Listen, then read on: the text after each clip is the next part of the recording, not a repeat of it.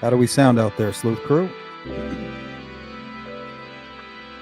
Audio versus video from 1 to 10.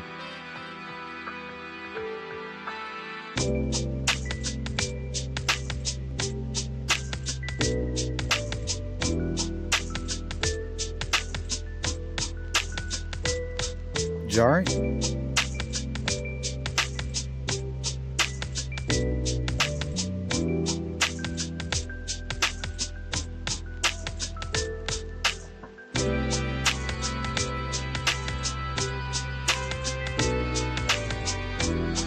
So let me know. How do we look? How do we sound?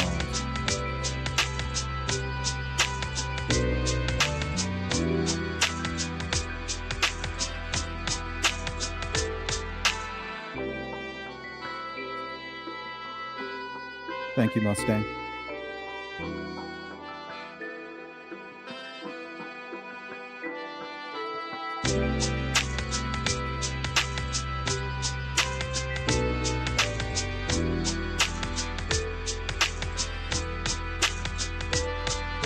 All right. Thank you, Mustang. Eminem, what up? All right. Looks like we are coming through loud and clear. Go ahead and drop that music. That's Halizna CCO,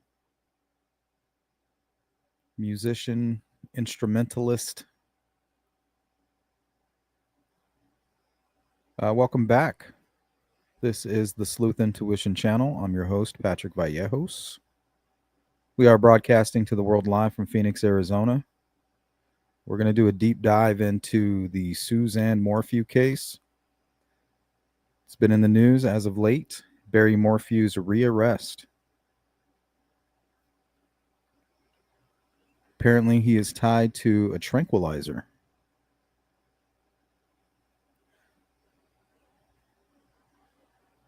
So this is what you can expect from today's live stream here. We're going to look at Barry's alibi. We'll look at some of the autopsy information. We'll look deeper into some of those anomalies like the bullet and the ski mask. And we'll try to profile Suzanne's killer. And we'll see if it matches up to Barry Morphew.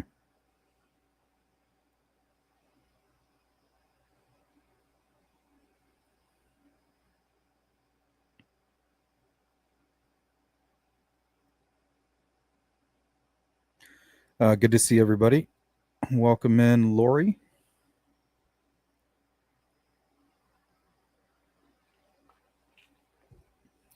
A little iced coffee there.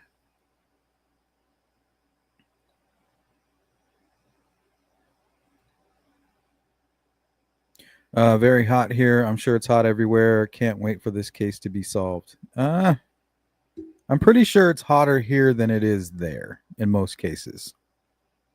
The only time people can beat me when it comes to how hot it is with the humidity, because nobody can handle that shit. Scorpio rising. Hello. Let me guess, you're Scorpio.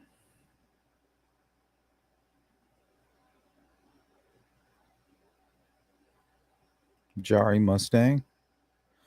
All right, Sleuth Crew. Thank you for that as well. A little super sticker there. All right, it's official. We are legitimized. The poll question: are animal tranquilizers key to solving Suzanne Morphew's case? Yes, no, unsure.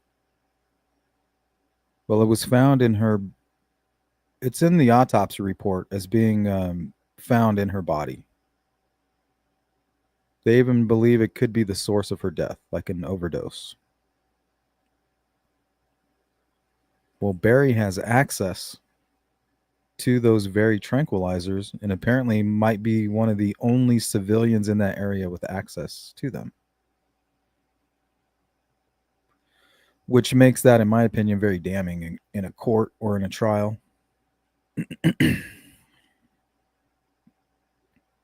What's up, J-Ray? Welcome in. Scorpio says, nope, I'm a Capricorn. I don't think I'm familiar with that movie. Scorpio Rising. Tell me about it.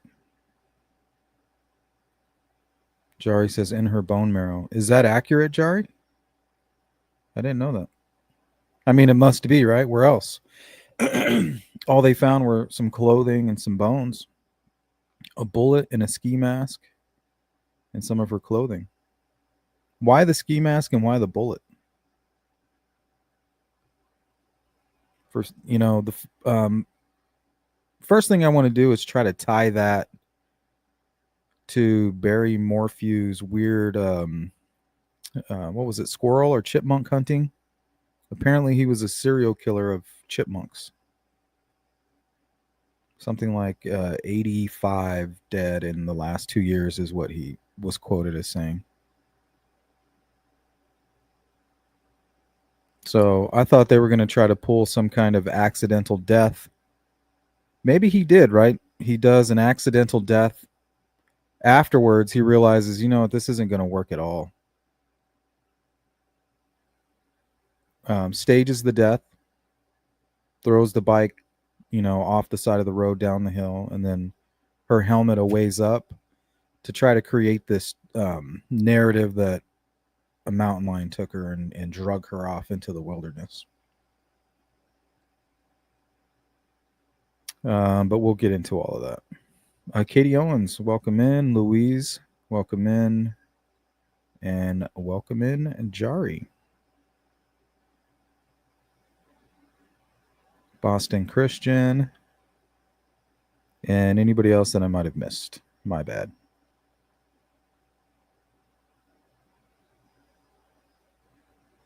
All right. Suzanne Morphew, a 49-year-old mother of two, was reported missing on Mother's Day, May 10th, 2020, from her home in Maysville, Chaffee County, Colorado. She was last seen alive that morning, reportedly going for a bike ride. And who do we get that information from? Right? The whole narrative was written by Barry. And I'm not saying he's guilty. He's definitely the prime suspect. There's a lot of evidence against him. But we'll get into that. So last seen alive that morning by her husband, the prime suspect, reportedly going for a bike ride. Her disappearance sparked a massive search effort involving the Chaffee County Sheriff's Office, the Colorado Bureau of Investigation, the FBI, and civilian volunteers. Her case became a true crime sensation, covered extensively by media, podcasts, and YouTube channels.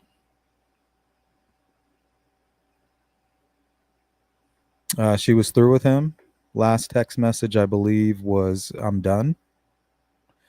During an interview, he was asked, how'd that make you feel? He starts crying. He was devastated. There's your motive, right?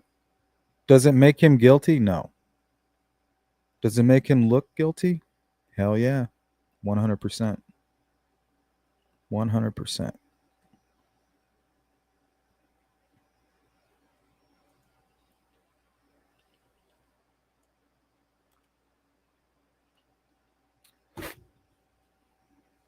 I ran out of almond milk and vanilla extract, so my coffee's lacking today. I had to use whole milk and no vanilla. It tastes okay.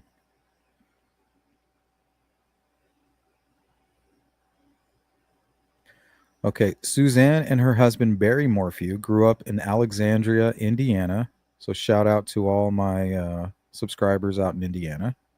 Big up. Where they met in high school. They married in 1994 and moved to Colorado in 2018. They had two daughters, Mallory and Macy, and lived in a $1.75 million home. Damn. Good for you, Barry. Suzanne was an avid mountain biker and had survived cancer twice. So she's a survivor, a fighter. However, evidence later revealed marital difficulties, including Suzanne's 2-year affair with an old high school classmate, Jeff Leibler, and her expressed desire to divorce Barry. And I think I don't think that's speculation. I think these are all verified facts as far as her wanting to get a divorce.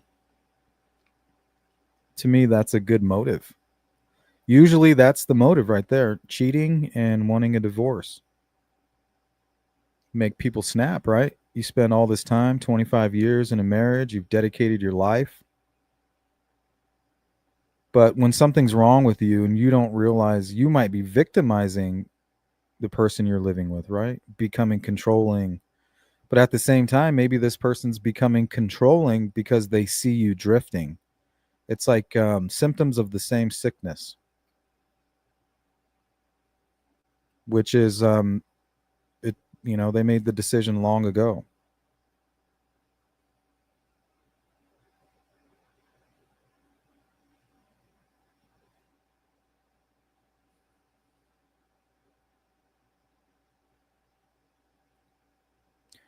YouTube. Suzanne bought the house, I heard. Well, I know that he played professional baseball, I think for the Blue Jays. So I know he definitely must have had a little bit of cash. And I know that at one point she was a professional, and we'll get into all of that. So together, it definitely seems plausible.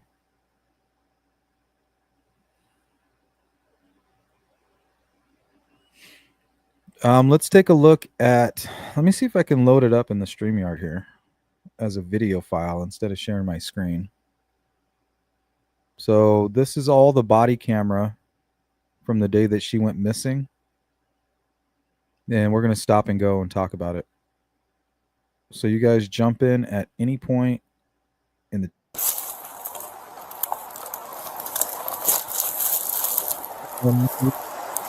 Sam Cooley, what's up? Maybe see if you can get that up to the road and then check the serial number or call the husband and see what kind of bike she has.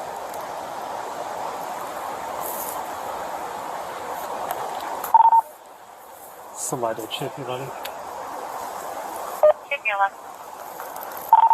Can you try to call the husband and see what type of bike she has? Right now I'm staring at a Santa Cruz blue in color.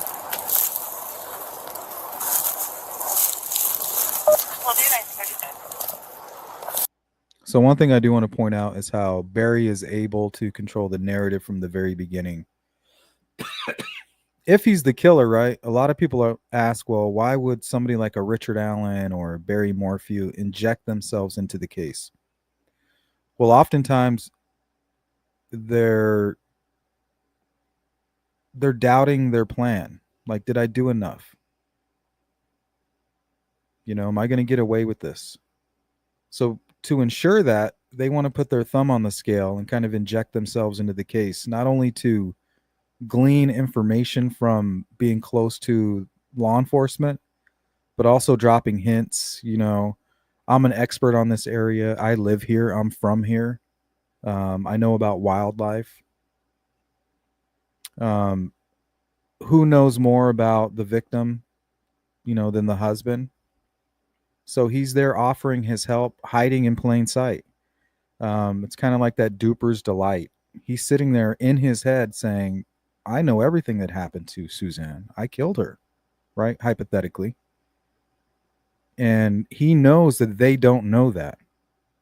He's so cocky and so sure of himself that he's smarter than them, that nobody knows that he's responsible for this crime.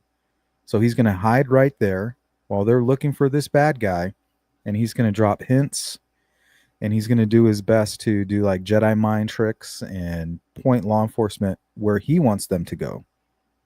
And if you're susceptible to the manipulation of a psychopath, you'll fall a victim to that, and you'll just let him get away with whatever he wants because he's already duped you.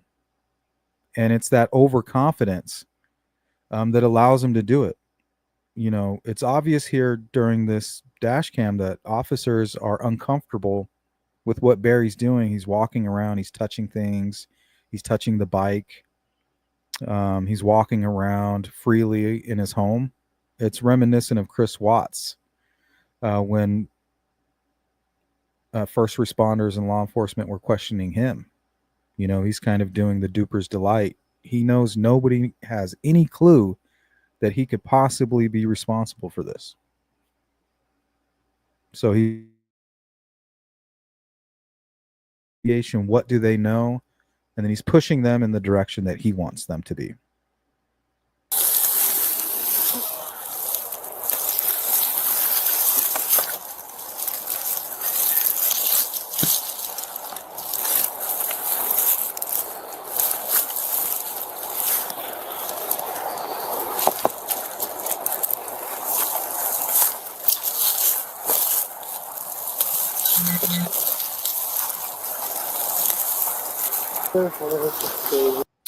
J Ray says not all murderers are psychopaths, in my opinion.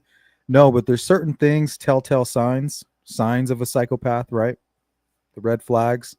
Trying to cover up a murder like this, showing no remorse, being able to play this innocent role with your own daughters, right? And we don't know if he's guilty. But if he is guilty, he's definitely, in my opinion, showing signs of a psychopath. He's showing no emotion, no regard for his wife. He's the victim. Remember, he filed that lawsuit against law enforcement for violating his rights that was ultimately dismissed. So he's just being cocky. Like, how dare you embarrass me? Kind of like Richard Allen. I care about what people think about me. How dare you ruin my reputation? I'm suing you. Well, look, he's rearrested now, so that tells you what's going on.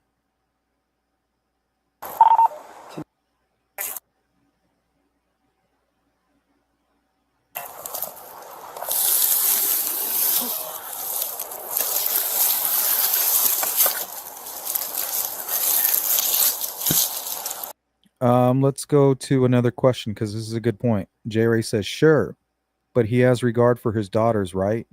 To an extent. Well, Israel Keys, he did as well, right? He held his daughter in high regard. But the truth is, it's just that's their duality. They're living vicariously through their children. And it's their way of saying, look, I'm living on and I'm good through my daughter. She's good and I'm ultimately evil. So there's the duality.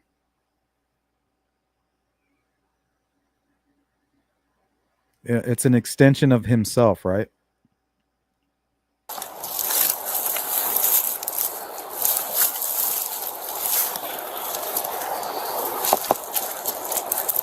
Red, what up?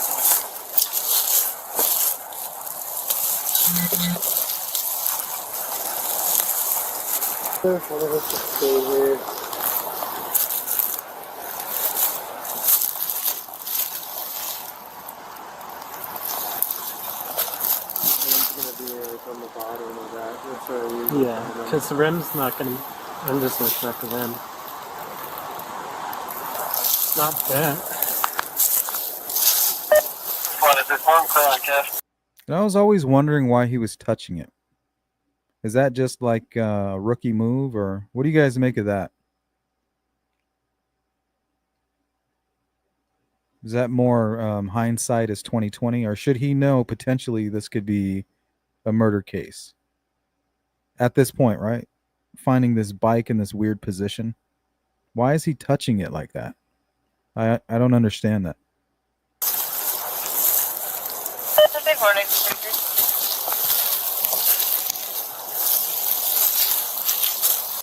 Is it possible he's thinking, well, these are rubber handles, you can't get fingerprints, making sure not to touch the metal or anything like that? Yes, maybe you're careful where you touch it too. Just stay on there. Because I don't think you can get fingerprints off of those rubber handles like that. Yeah. Something's up with this front tire. But on the metal, I think you could. Said something's up with this front tire. So let's see if he touches the frame.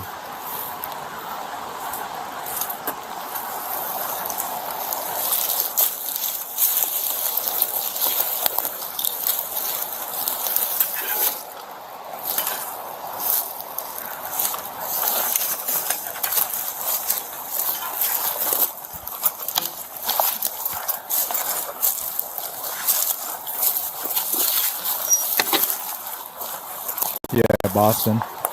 Grabbing the rubber handle, not touching the metal, I think he's good.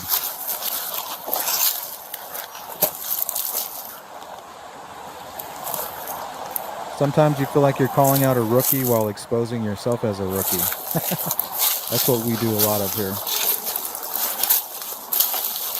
It's all good. We don't ever claim to be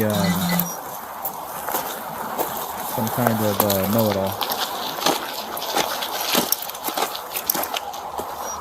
You.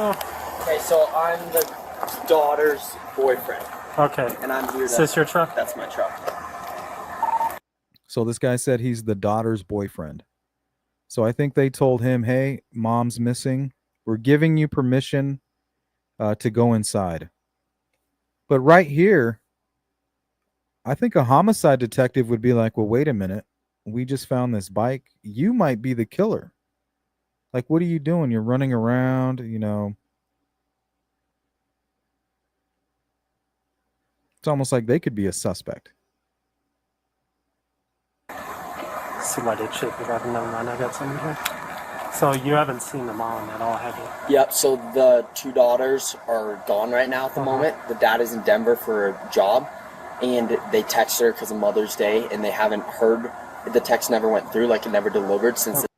I mean, just to clarify, obviously they're not. They've been cleared. I'm just saying from the perspective of this officer at that very moment, he should be thinking like these guys potentially could be suspects here or trying to cover up a crime. This morning, and she's a big mountain biker.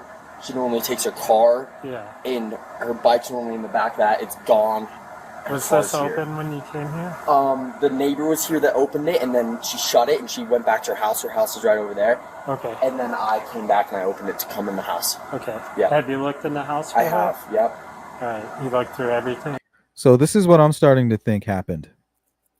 I think it's very similar to the Chris Watts situation. I think that she was killed in the home,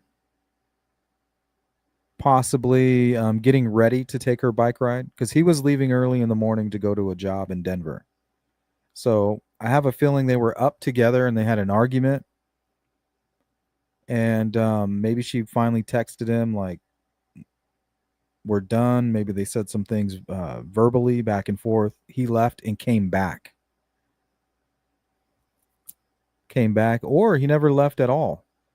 But I think it's possible that he killed her right there in the home and then just staged everything. Kept her body with him in his truck, staged the bicycle and the helmet, he went the complete opposite direction, kind of like Kohberger did. Remember how he went out of his way? Where he most likely dumped the knife and some other items. Well, Barry drives, if he's the guy, he drives the complete opposite direction of Denver and buries her in a shallow grave near a mountainside. It's basically a camping area. Here, let me pull that up. I should have it bookmarked. Hopefully. I don't know. Visual aids always help me a little bit. Just help a little bit more. So this is the campground to their home and then to Denver, Colorado.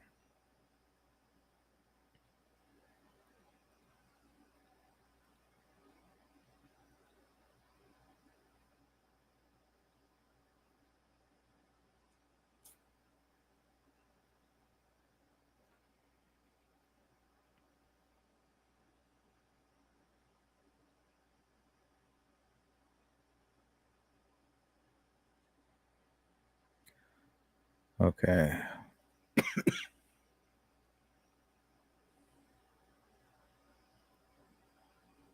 So here's the home here. And she most likely went out this back way. If she didn't take her car, right? She would have just went out this way. But I don't think she did. Her husband just drove over here. Down somewhere right here. So I think he threw her bike. He had it in the back of the truck, got out, threw it over the edge, so he could stage the whole mountain lion story. And then he drove out right here, and somewhere in this area he threw the helmet out.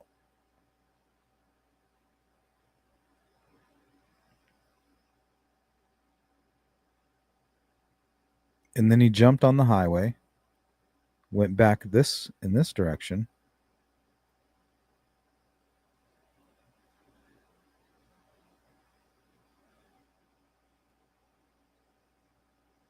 instead of going to work like he had planned, he went south. Not very far, right? There's always an anchor point. This is far enough. You know, you can picture the killer saying that, right? They don't give a shit about this person. This is far enough. I got to get to Denver. So I'll take her to a spot that I know of, not too far.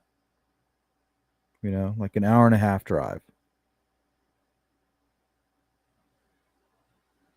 I don't know. How far is it? Does it tell you here?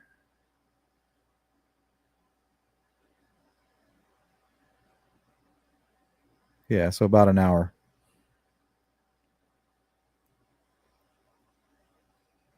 All right, that's far enough.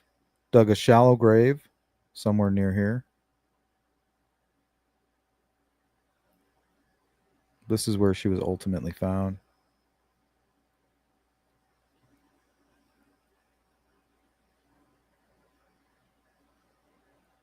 And then he drove to work.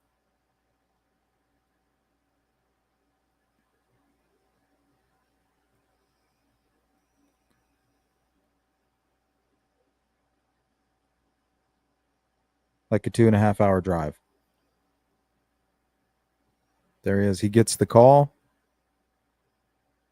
2.5 hours later, he's back. So let me put that video back on. Yes. You haven't found it? No. Okay. All right. What time did you get here? 6 o'clock, and then I went all the way up Fusis because she's Uh-huh. road up there. And I just drove the main road, couldn't find her, and then there's a couple spots that I could check, like trails and stuff. But I wanted to come back here to just like check back in and stuff. Okay. Yeah.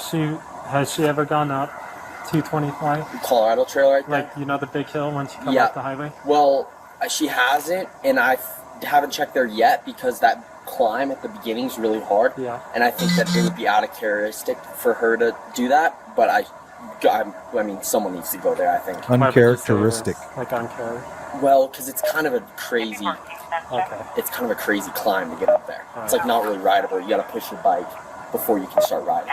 All right. Yeah. Do you have a driver's license on Yeah. you? It's in my truck, and here's my dad pulling up. That's your dad? That's my dad right there. Okay. S211. Good. Alright, so this is one of the daughter's boyfriend. And he's saying it'd be out of ordinary for her to travel up that way. Where we found the bike. down there. Wait, where did they find her bike? The bike's leaning up against the sheriff's vehicle. Yeah. Do we know what she was wearing in reference to the jacket? Do you know what she usually wears when she goes riding? You hear that? So let's say one of these guys or the killer. This is when all the information is being born into the investigation, and they're there. You know what I mean? So if a killer is bold enough to take that opportunity to be right there when the pieces of the case are being born and implanted into, you know, the first responders' brains, and he's in there kind of trying to manipulate everything, first impressions are very important. She has a couple different sets of clothing in terms of what she wears riding, so I'm not sure exactly what she put on today. Okay, what are some of the outfits she wears? Blue shorts, like Okay. turquoise blue shorts. Can you pull her She up on has Instagram? In Yeah, one of her mountain she has a biking blue. pictures? So they keep talking about, I don't know what she was wearing when she went out today. Well, the only reason they even know that she went out is because her husband said that. So it may not even be true. So he's been in total control from the very beginning. The whole narrative has already been fruit from the seed that he planted that at that very moment. helmet, which she always wears. Okay. Like turquoise blue helmet. You guys have her bike though, Yeah, we do. but not her. Not her. Okay. Where'd you find her bike? Off of that road that I was asking you about. None of your business, Oh, dude. You said it was in on Chavano. Just right out here on the road. Right out there. Okay. Right where you found. Where that road takes off up the. That's her helmet. She wear any jackets? She probably would have had. What kind of jackets does she wear? I mean, a windbreaker. A windbreaker? I don't know what color. I saw her, I mean, we don't even know what time she left today. Yeah, but they have cameras. they have cameras, but they've been out of commission for a while. Hey, 11, can Okay. you get a list of stuff that So her bike. See, this guy knows about cameras. He knows about the trail. He basically called out the trail that her bike was found on before the bike was even found. And he didn't seem too shocked to hear about it. I'm not saying he's a suspect, but I'm just saying, like, that should raise some red flags. Was close to the road. That way, if we get search and rescue out here, they can focus on those. Yeah, I'm working on that right now. It's good. What were some of the other trails you said? She rides up Booses and Yep, she rides up Fusis. Normally, when she takes her car, she goes down to the what's that road called? That's right down at the goes up to Norfolk Lake. okay, what about around here? Since she didn't take her car, she clearly Okay, left from so here. she would have gone up Fusis, I assume, or to the No, Colorado across. Trail. If you go straight across the There's highway, that the trail. Colorado Trail's right Yeah. there. Okay. So you can go up that ridge there, Yeah. and that gets on the Colorado. And Here, let's pull the map up again. I'm trying to figure out what he's talking about.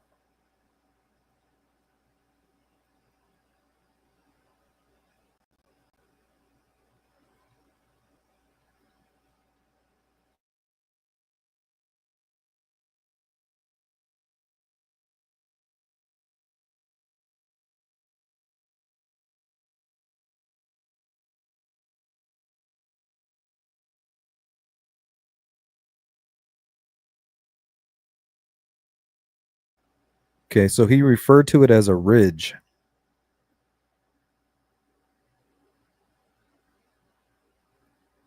Is this where am I? Okay, here we go.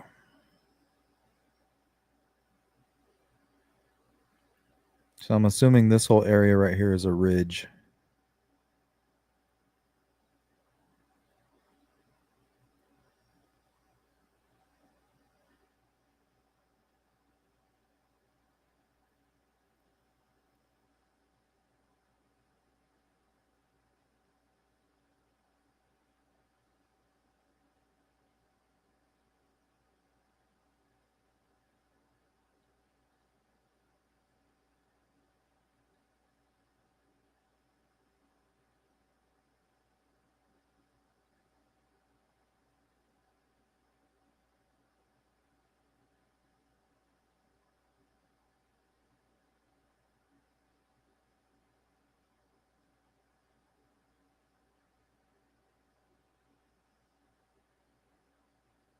Okay.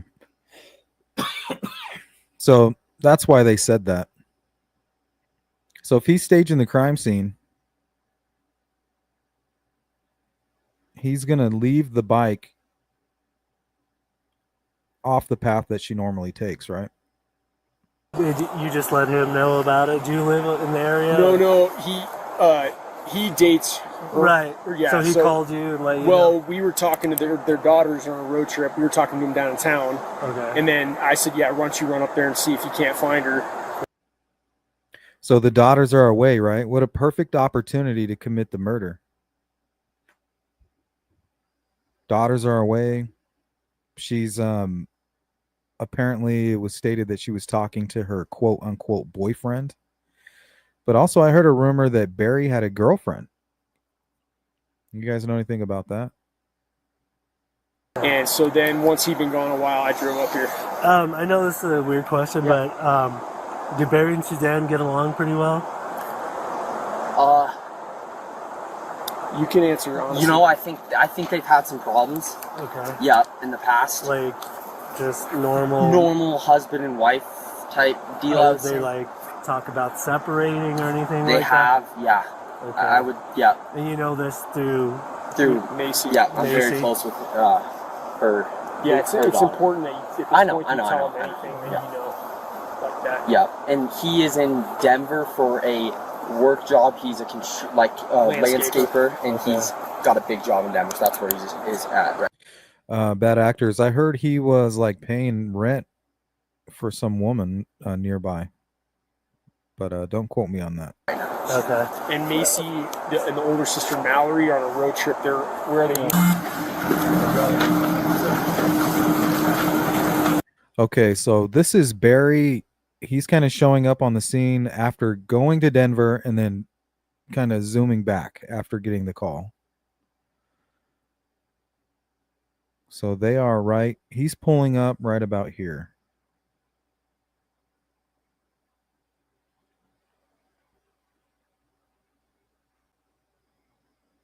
And Suzanne and Barry's home was right here, right around the corner. So he most likely came zipping in off Highway 50. Parking right here where you see all those other police vehicles. And that's them there. Where is it? Where's the bike? Oh, it's right there. Where was it? It was like just right down here in this little embankment. So he's kind of crying. Where's the bike? Well, he's already.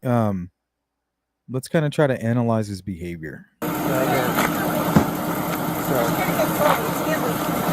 Sorry, take this, dude. We got the husband on scene here with me. Miles are looking for right now. It's gonna be okay. I'm here with my daughter. She's at Harry's Oh, house. okay. All right, yeah, you can go down there. Was it a crash? I mean, the bike looked, the way it was laid, it kind of looked like it, but there's not really that much damage to the bike. That's the thing. Lion? Yeah, it was just like Was lying. it no lion? Mountain lion?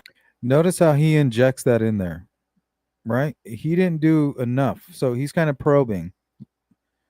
Let's just say he's the guy that did it, right? He's responsible. He's hiding in plain sight. He's kind of probing the law enforcement officer for information. What happened? Was she hit? Was it an accident? Like, what do you like? Tell me what you think. Where are you guys at with this? And he's hoping that they, maybe an animal attack. We just don't know. Well, they didn't mention anything about an animal attack. So what does he do? He injects it in there, right? That's why he's there. That's why a killer would be that close. People always ask, well, why would a killer do this? Why would a killer do that? This is the very reason. This is how their mind works. They know that this is a pivotal moment that if they don't take control of it, they'll never get it back. I didn't see anything that would I didn't see anything, and they're not letting us go over the side. because we're getting attacked Dogs, we're bringing dogs. Where'd you find her bike? Right just here? right down in here. Do you know Yeah. where my husband and son are? They're Yeah. Probably went down to Puma, Yeah, down to the so- We're at house. my house. okay. And Bear, I know this is tough right now. Do you mind if I just get your driver's license for our report stuff? Search and rescue's on their way. Hey, Barry, and then I'll probably need your help to kind of tell me some of the trails that she frequents so we can backtrack some of that stuff. Yeah. You know what I mean? I'm sorry. Oh, man. And she's an avid mountain biker, right? It's just started. She's been hit. And just to come. All right. So she just started mountain biking a few months ago. Now, why was she doing that? She's getting back in shape. She's getting ready to go flaunt her stuff. She's leaving his ass. And that's pissing him off. That might even be, if he's the killer, the reason why he did it that way. It was all kind of part of his anger. Right? She's out there on that bike every morning. She's looking really good now. She's been doing it for a couple of months. She's in great shape. But it ain't for him.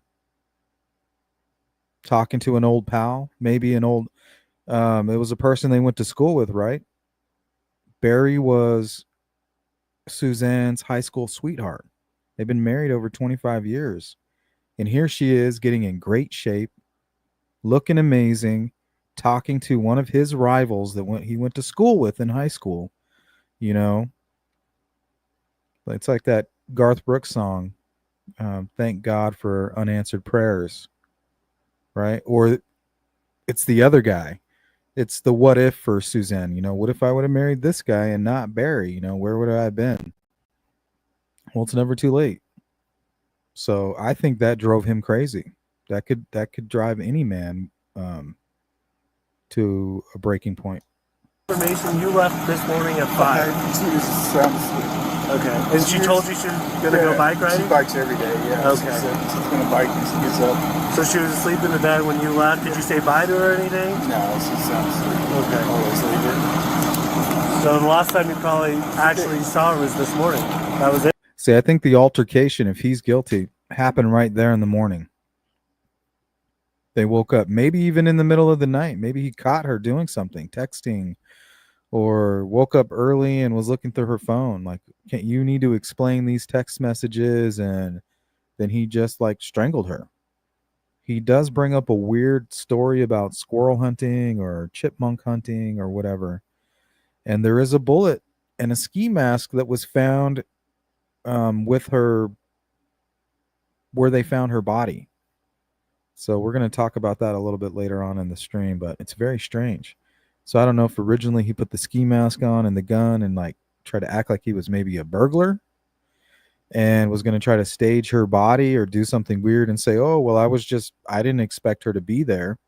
And I was shooting at squirrels and I accidentally hit her. And then once he sat back and was like, wow, this isn't going to work.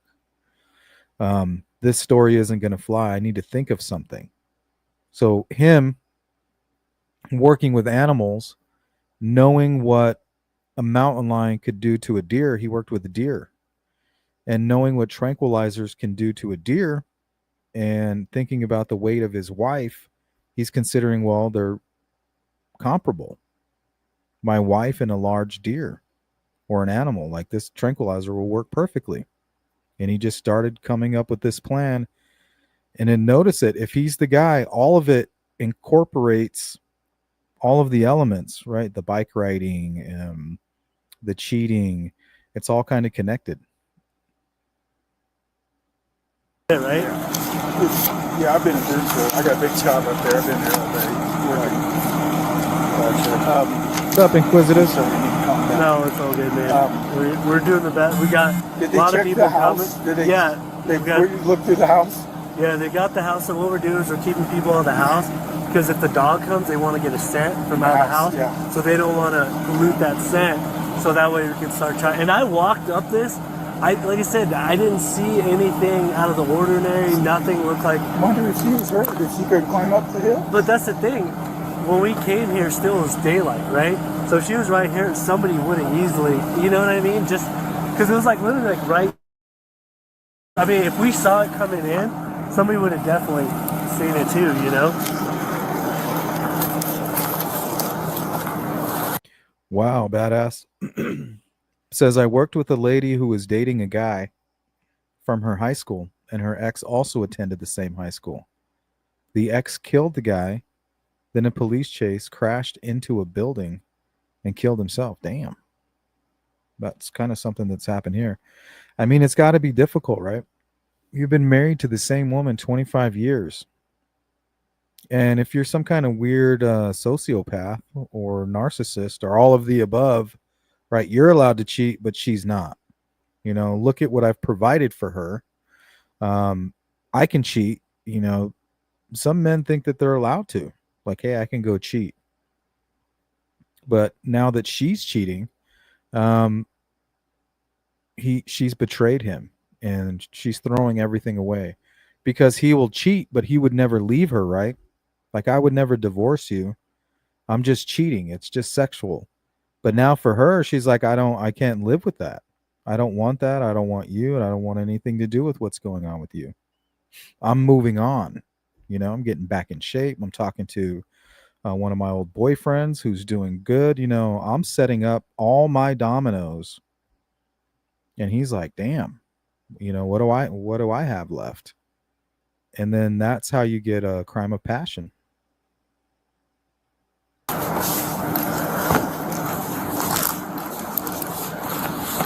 But a crime of passion plus a psychopath, you get the weird dumping of the body, the hiding in plain sight, the bringing your daughters, you know, onto national television and using them as a shield or camouflage. That's a telltale sign as well. Gary Ridgway, BTK.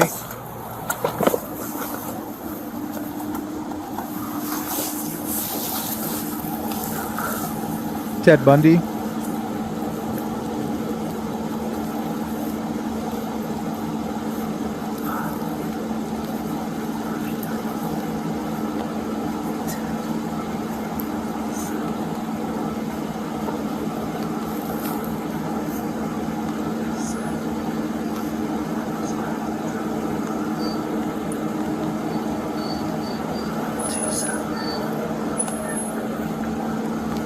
He killed or kind of looked like Patrick Dempsey.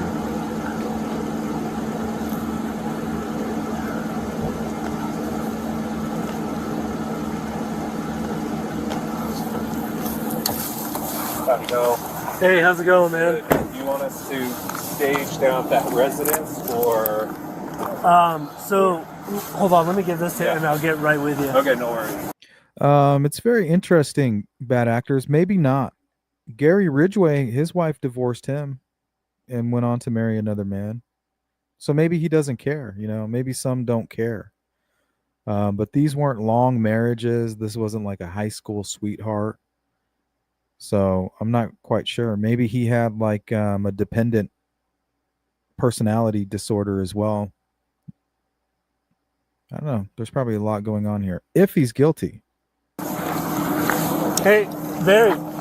Besides, I know the bike was here, but what are some of the paths that, or like the trails, like She rides this road. She rides up to the top, and then she goes up to Luce's. Okay, If there's no snow, she'll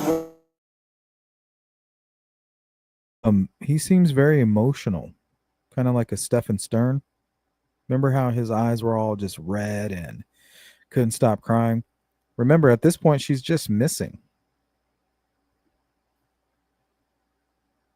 I mean, it looks bad. Don't get me wrong. She's went down this one a couple of times. Down this one here too? Yeah. Okay. So double check Bruce over there too, because I think was it Miles? I think Miles.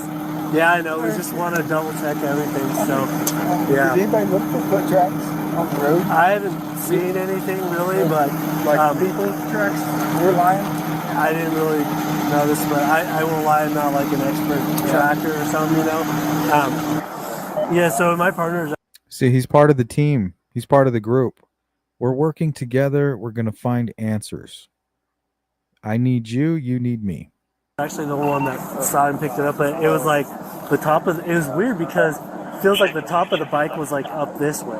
So maybe flipped. Maybe, I don't know, man. But this problem is. Go ahead. What's He says maybe flipped because he has all the answers, right? Because maybe it actually did flip because he watched it. He knows that it flipped. He's like, well, since I'm hiding in plain sight and I'm already cheating on this little test, let me just go ahead and give you the answer. Like it just came to me. Maybe it flipped. The officer's like, well, yeah, now that you mention it, yeah, maybe it did flip. But the way that Barry explained it, watch here, I'll play it back. It's like he was remembering it. so maybe flipped. Maybe, I don't know, man. But this problem is. Weird because it feels like the top of the bike was like up this way. So maybe flipped. Maybe, I don't know, man. But this problem is. Go ahead.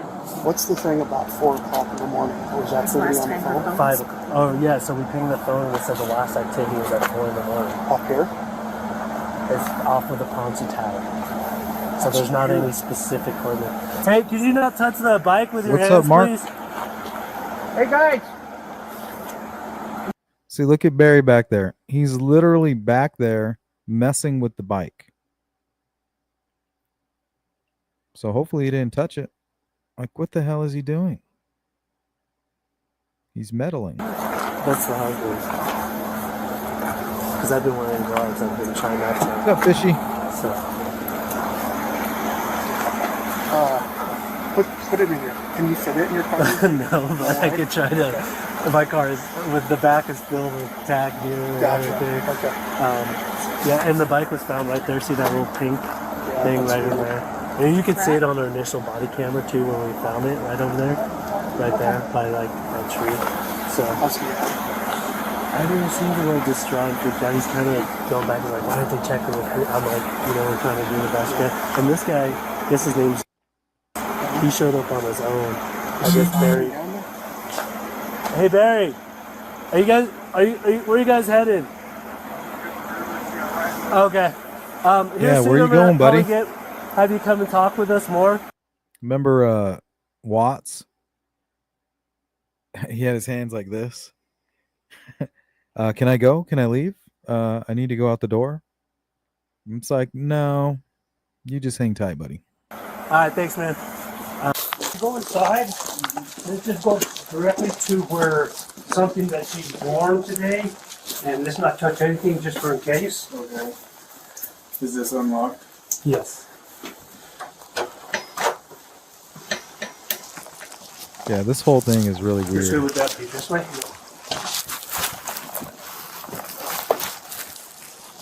Bill Bond coming through. Thank you.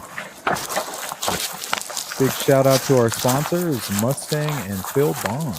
Thank you, guys. Touch anything down there. These are all heard right here. Yeah. Have you got a plastic bag? Yeah. Or a paper bag? I'd say the sports bra is probably good. I mean, it's direct contact with the skin.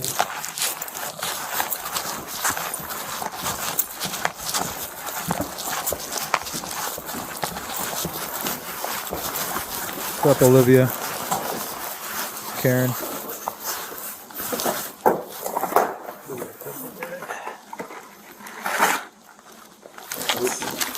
Here you go. He's like part of the investigation now. Here, you need an evidence bag? I got you. Now, this is why killers hide in plain sight. Right? I'm part of the investigation. I'm helping.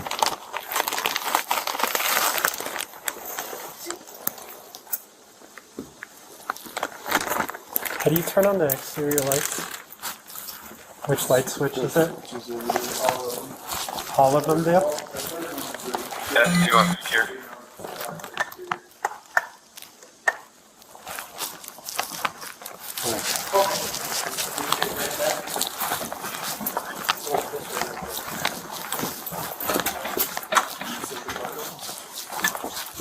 Oh, I'll just touch that.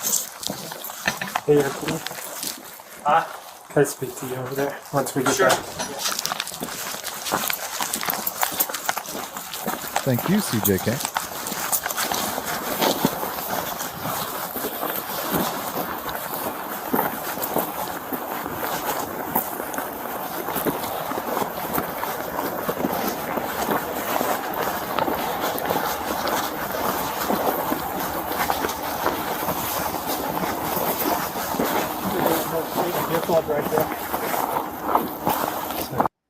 All right, that's pretty much it on that. So we can get rid of this. And I think we can add this back up.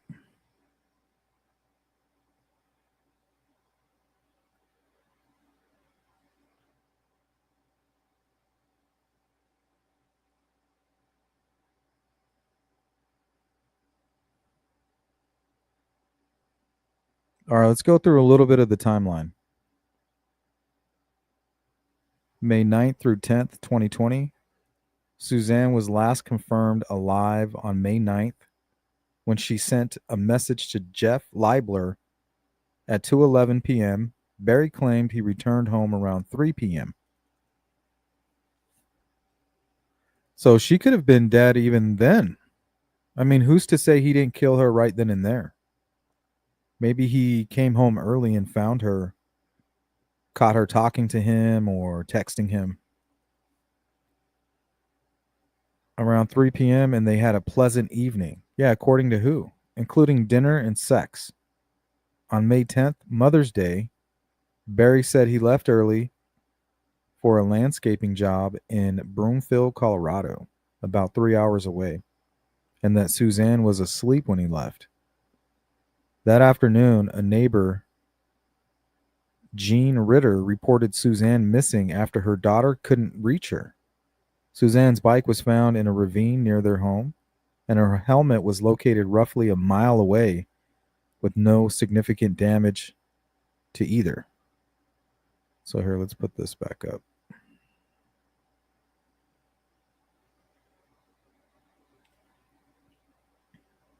Okay, so the Morphew home is kind of flagged down here with this blue dot. Bike was found right in this area here. And further down was her helmet, somewhere over here.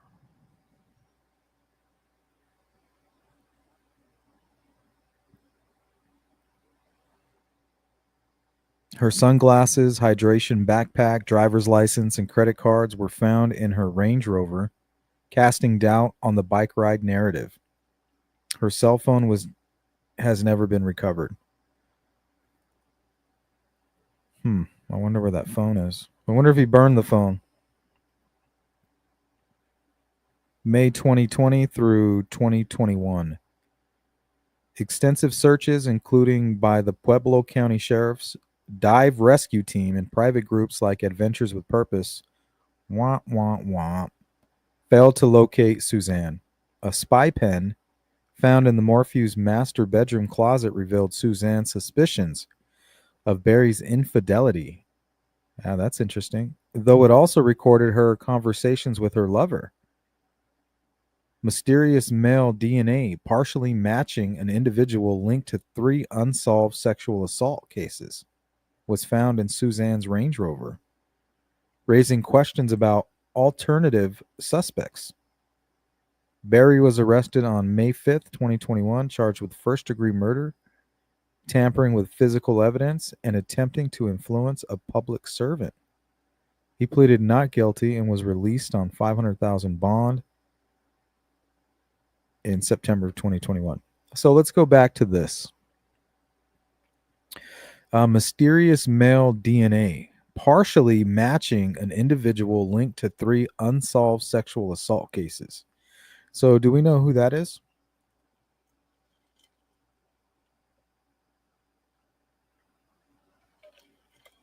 And how do we know that this guy, whose partial DNA match, who's responsible for these other sexual assaults, didn't just break in to Suzanne's home, take his tranquilizer gun, and kind of frame him?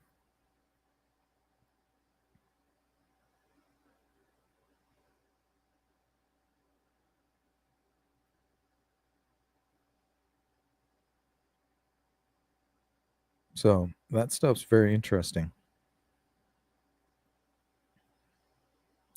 April of 2022, charges against Barry were dismissed without prejudice by 11th Judicial District Attorney Linda Stanley just days before trial due to discovery violations. Failure to turn over exculpatory evidence, including the DNA evidence. Yeah, that's crazy. Like, that's a big deal. That's going to cast doubt during a trial even. And could actually lead to the real killer, right? Like, how do you get a partial match? Very interesting. The belief that Suzanne's body was close to being found, prosecutors face sanctions, including the barring of 11 of their 16 expert witnesses. Damn, that's awful. Barry's defense claimed the prosecution was manufacturing a murder case. Shit, maybe they were. Like, how do you explain that DNA?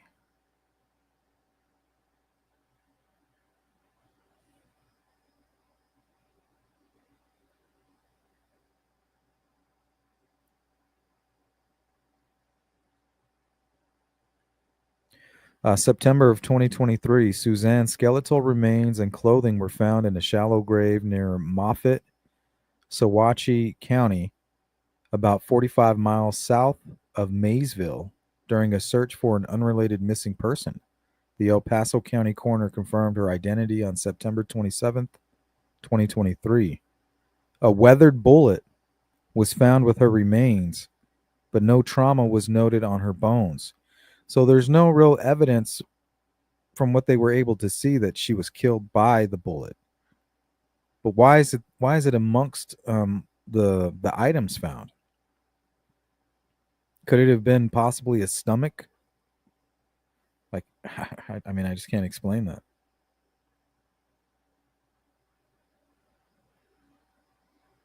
And what about the ski mask?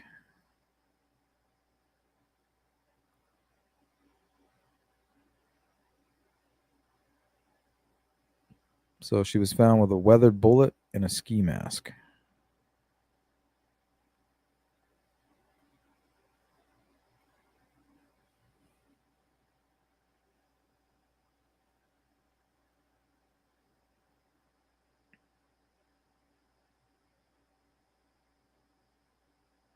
Yeah, I don't think so either.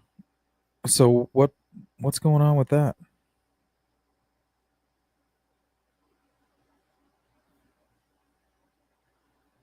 How do we explain that?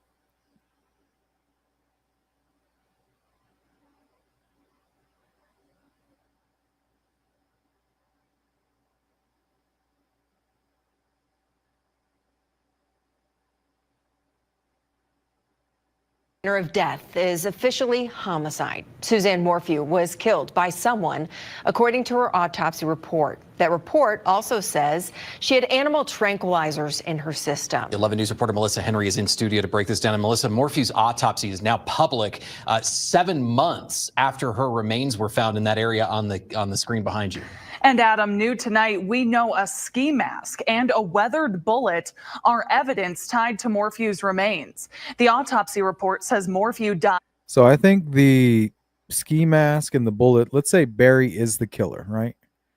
Right now he's the prime suspect. He's been charged with the crime. So I feel safe in hypothetically using him as the prime suspect here. Well, it appears the whole staging is pretty elaborate. So I'm thinking maybe the ski mask and the bullet is just another part of his staging, right? You got the bike. She never was on the bike. He probably dressed her up in that clothing post-mortem, staged the bike, the helmet, and then threw the ski mask and bullet in there to throw off the investigation. From homicide by unspecified means in the setting of drugs commonly used to sedate large wildlife like bears. The medical examiner noted several clothing items were found with Morphew's bones, but there's no mention in the autopsy of anyone's DNA being on those items. A legal expert who spent years prosecuting homicide cases tells me investigators now likely are trying to figure out who would have knowledge of and access to those wildlife tranquilizers in order to get closer to finding a suspect. These types of drugs that I would think are a little more difficult to get because they're sedatives. They're used for veterinarians. So the question is, how easy? What if a hired hit? What if Barry hired somebody to commit the murder? Daughters are away. I'll be gone at work. Let me hire this guy to come in here, commit the murder. I have tranquilizers. You could use that. He doesn't know what he's doing. Gives her too much. On the way out to basically assassinate her at this campsite, she dies of an overdose. Are these things to get?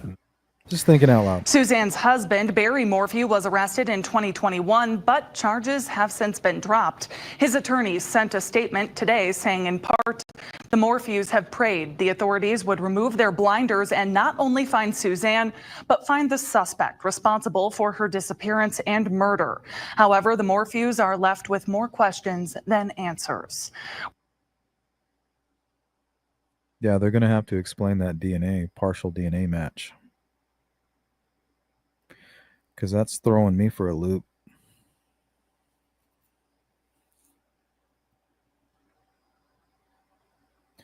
All right, let's see.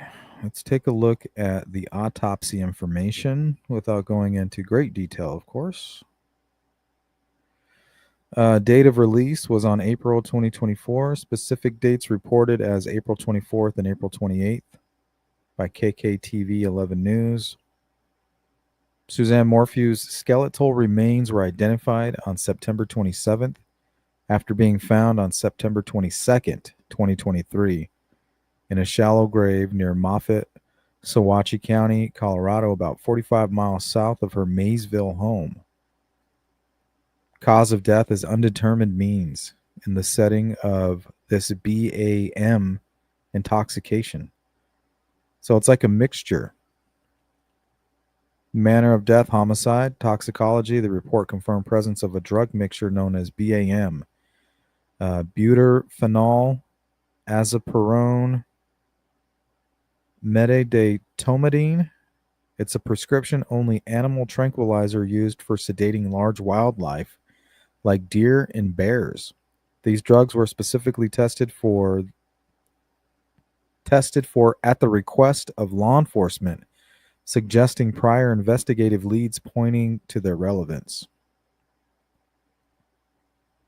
Suzanne's body was skeletal, with no soft tissue remaining, limiting the ability to identify trauma or precise mechanisms of death, like strangulation or gunshot wounds. The remains were received in bags containing a Crested Butte sweatshirt, a Nike tank top and Yeti shorts, a ski mask. No details were provided about its condition, ownership, or forensic testing, like DNA or the fibers. A weathered bullet was found with the remains, but the reports do not indicate trauma on the bones or confirm the bullet's role in her death. No DNA testing results for the bullet have been publicly disclosed. The skeletal remains showed no evidence of fracture or other trauma, which could mean death was caused by the drugs or another method of undetectable on bones, like suffocation or an overdose.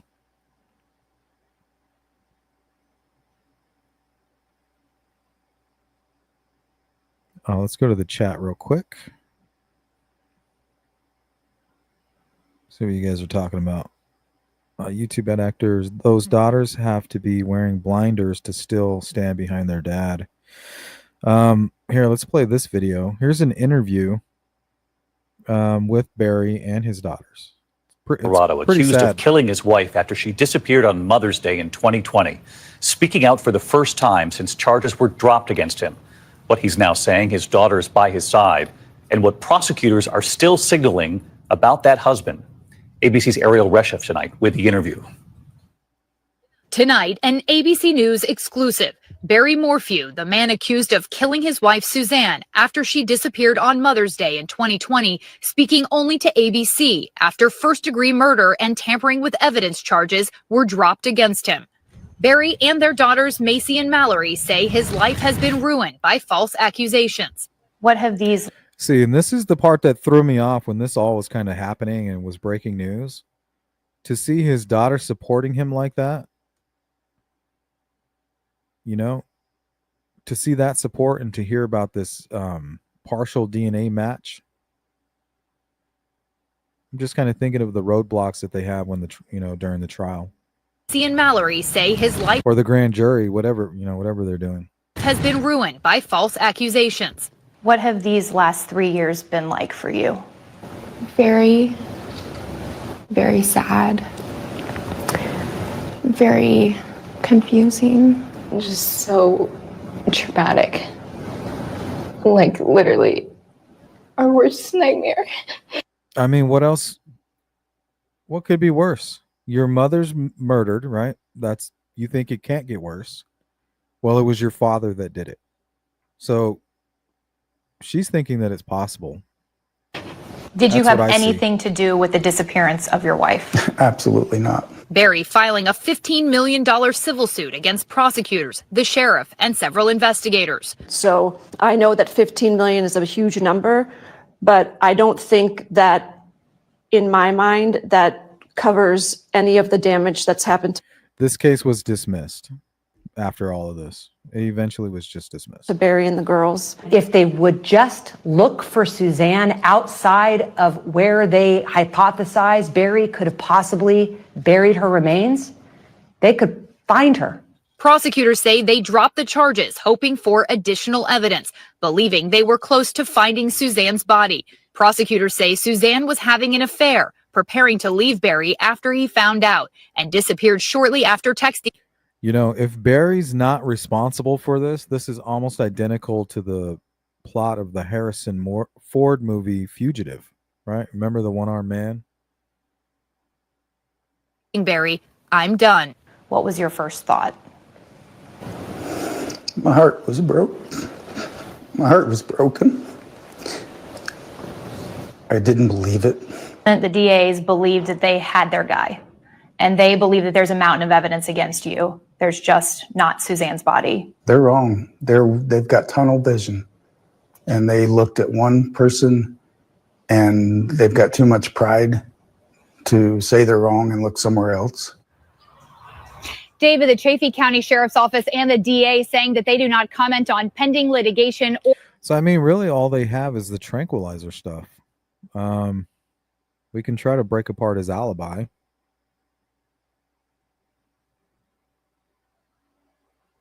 We'll have to finish with that.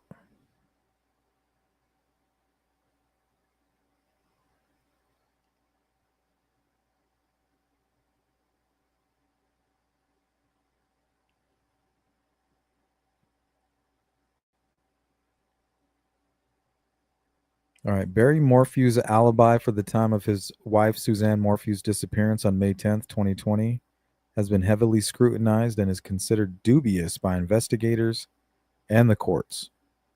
Morphew claimed he was in Broomfield, Colorado, approximately 3 hours from their home in Maysville, working on a landscaping job to build retaining walls. He stated he left early on Mother's Day, May 10th, to travel to the job site, last seeing Suzanne sleeping in their bed, and returned later that day after being notified of her disappearance. So if he did commit the murders, I wonder if he selected Mother's Day. I wonder if it was symbolic for him.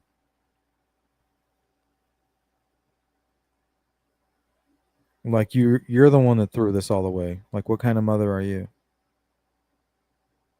You're the mother. The other half of the children that you're the mother of, I'm the father of, right? You broke this bond. What kind of mother would do that? Is what he might be thinking. And then here's the chipmunk alibi. Morphew explained unusual cell phone activity, which showed his phone pinging around their house on May 9th. Right? So the day before Mother's Day, his phone's kind of pinging around. So I'm thinking that might be when the murders happened, if he's guilty, right? He killed her the day before, and then he had time to kind of come up with this story. So he was claiming that he was chasing and shooting chipmunks. The story investigators found implausible. He claimed to have shot 85 chipmunks in 2 years, which became a focal point of suspicion dubbed the chipmunk alibi. Let's go to the Red Queen. I think the tranquilizer and the car and phone tracking evidence are key. Yeah, what was he doing, right? Really, you're running around on the 9th killing chipmunks?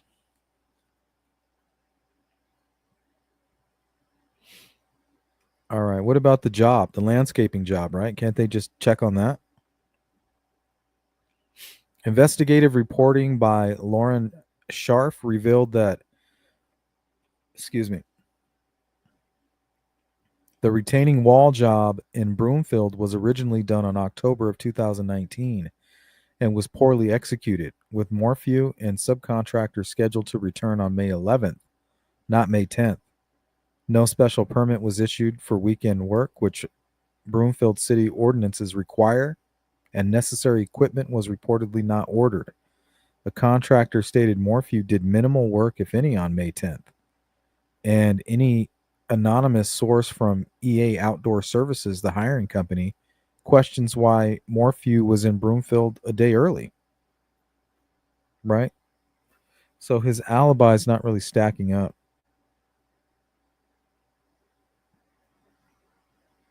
Yeah, I feel terrible for them. It looked like one of them kind of knew. She was just in denial.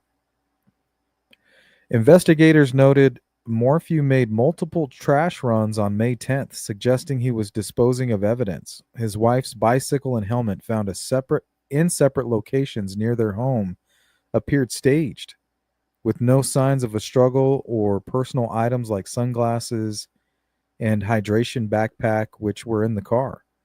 His phone went into airplane mode for nearly 8 hours on May 9th. Wow. So he must have come home early on the 9th. If he's guilty, committed the murders, dumped her body that same night, came home, and then the morning before work, he staged the bike and the helmet and took all of the other items that he needed to get rid of with him to work. And while he was out there, got rid of them, during different trips. Tranquilizer evidence. A plastic syringe cap believed to be from a tranquilizer dart was found in the couple's dryer, and Morphew admitted to being an experienced tranquilizer dart gun shooter. He later claimed he used tranquilizers to remove deer antlers, but his explanation shifted over time. The 2025 indictment highlighted that Morphew was the only private citizen in the area with access to the BAM, a sedative mix found in Suzanne's remains, which he had purchased in 2018 while in Indiana.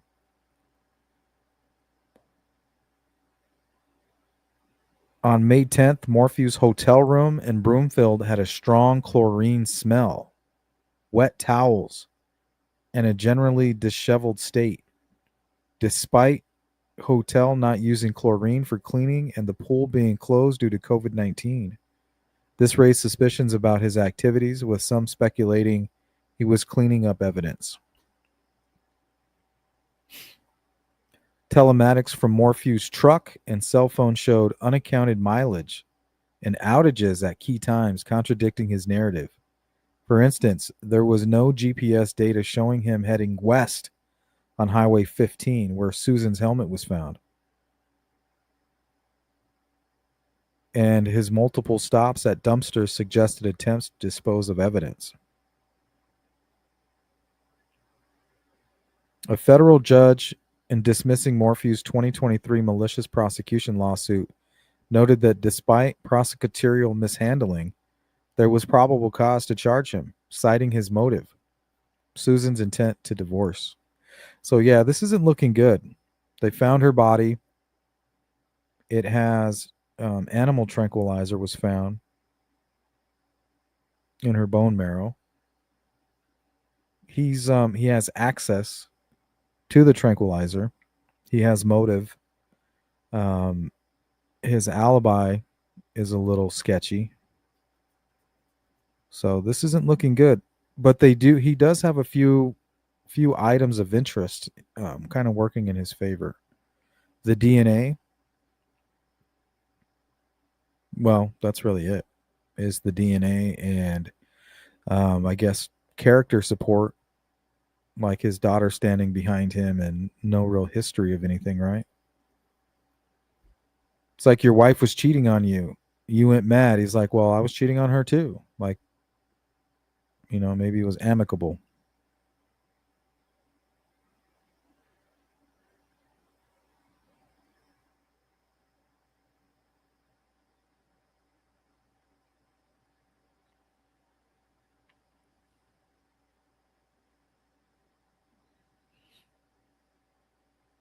And let's see, as far as the ski mask,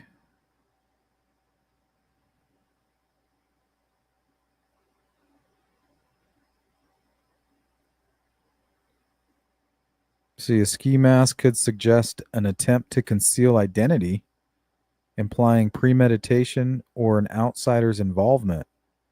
However, the autopsy finding of the BAM, a wildlife tranquilizer allegedly accessible only to Barry Morphew in the area, points strongly towards him, reducing the likelihood of a masked stranger. So, right, why would Barry need a mask? So he's saying, here, he's trying to tell law enforcement, like, here, take the bait. She didn't know her killer, right? The killer needed to cover his face to conceal his identity. Why would a husband need to do that? So he's trying to mislead. If it's him, they still got to prove it. If Barry is the perpetrator, the ski mask might have been used to stage the scene or confuse investigators, though this seems unlikely given the remote burial site and the lack of evidence suggesting a staged abduction. The ski mask could have been Suzanne's, perhaps used for outdoor activities like biking or hiking in cold weather.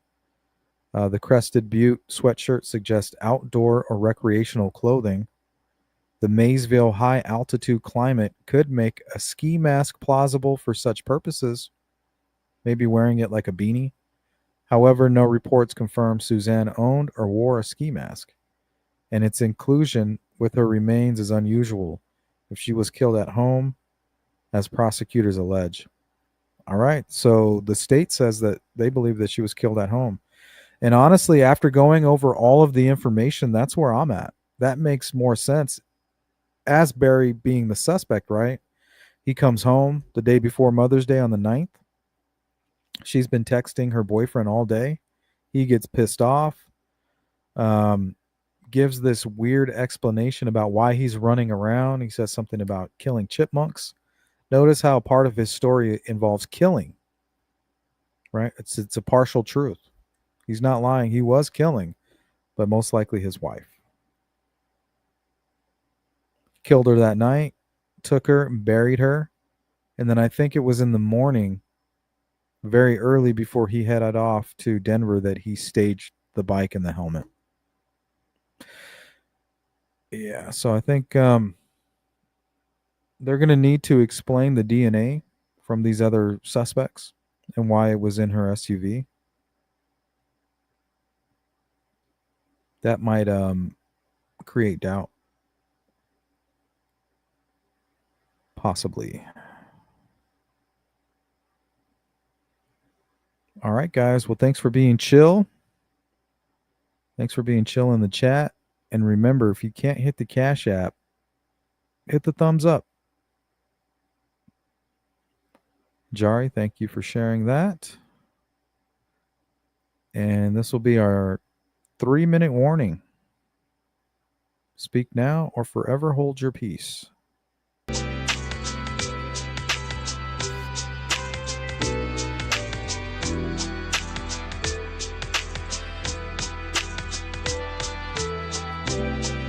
Yeah, I always found them to be pretty cute.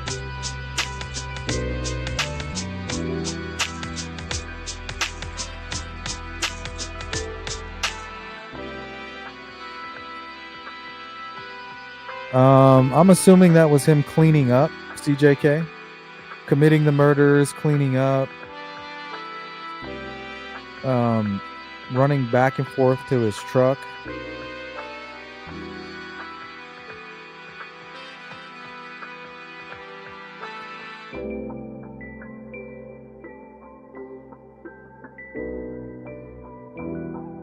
Warning music.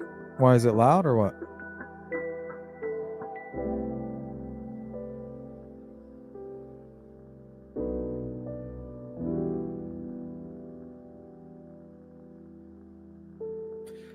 Yeah, my bad. All right, guys. Thank you, Lori. Good to see you, Badass, Bad Actors, Red Queen, Jari, CJK, Boston Christian, Bootleg. Good to see you.